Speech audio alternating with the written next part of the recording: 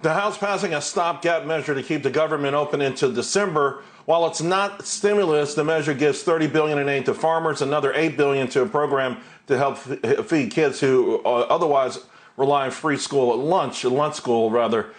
This maybe could clear the way for some obstacles for a stimulus to get done. Joining us now to discuss, Republican Indiana Senator, also a member of the Agricultural and Budget Committees, Mike Braun. Senator, before a vote in your committee has the CBO budget coming through in a few minutes, I just want to get your concerns. Okay, we've got this. There was already some haggling over this. Everyone keeps saying we need more fiscal stimulus. Now the Federal Reserve pushing hard. Are things going to get easier in this election year? Is it even possible to get some of these things done? I think, Charles, the chance of anything getting done pre-election does not look good to me. When you have what we're dealing with on the appointment schedule, the Supreme Court justice, I think that's going to be top priority. Got the scheduled break that's in place. So, it could happen. What I'm hearing on the economic front is a different story maybe from every state. A lot of it dependent on how strong your economy was going into it. Probably about as good as it's been for any state. I think the big differentiator would be state and local governments, and I know that's part of the HEROES Act, part of what Pelosi is wanting on the other side.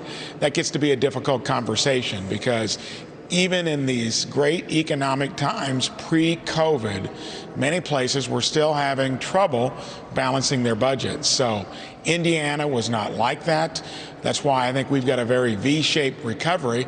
And most of what I've been hearing from business owners would be trouble getting people back during that stretch when the unemployment was out there. I think incentivizing some not to come back. So different story every state.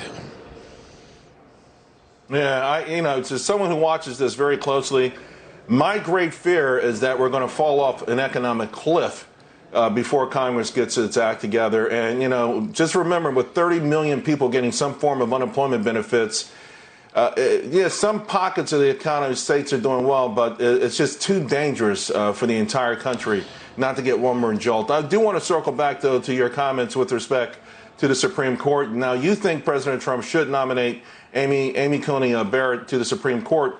What puts her at the top of your list? Well, number one, she's from Indiana. That's important. We know her. I've watched her probably more closely. Never met her, but when I look at her record, she's a constitutionalist. I don't think there's any fear of legislating from the bench. And I think the big risk for many, what do they do once they get there? Everything I can see about Amy is she will not waver from the consistency of what we know about her as an appellate judge. So to me, that's a big issue because I've been disappointed somewhat where that's occurred on recent appointments, including Supreme Court Justice Roberts in certain cases. So I think that she gives me confidence that she'll stick with the process that we know her for and be consistent with the ruling she's done at the appellate level.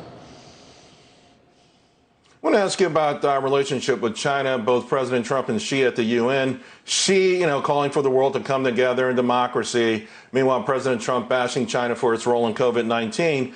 Away from all of this, we are seeing soybean prices go through the roof. You always stand up for the farmers in your state and the farmers in the Midwest.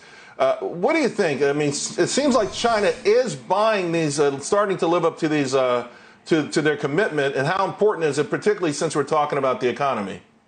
Well, the thing I worry about with China is, will they be a fair weather friend, or will they be there through thick and thin? And I think whenever they do come in, it's probably because of a reason that is not consistent with that stability you'd want to see in a good long-term relationship. And I think their behavior leading up over the last 5 to 7 years in terms of how they have reneged on some stuff. I would take the bounty while it's occurring and be careful that you don't build it into your long-term plan until their midterm and long-term behavior starts to dovetail with their performance. Senator, thank you very much. Appreciate your time as always. Thank you. You bet.